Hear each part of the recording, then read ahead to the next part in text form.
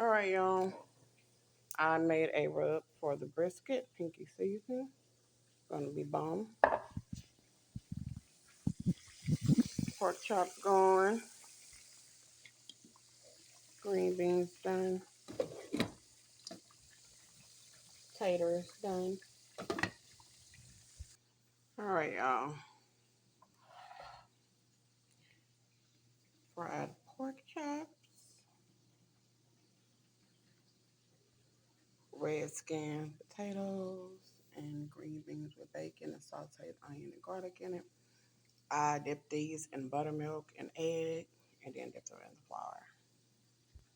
And having some bark root beer with it. Y'all still haven't opened up my pot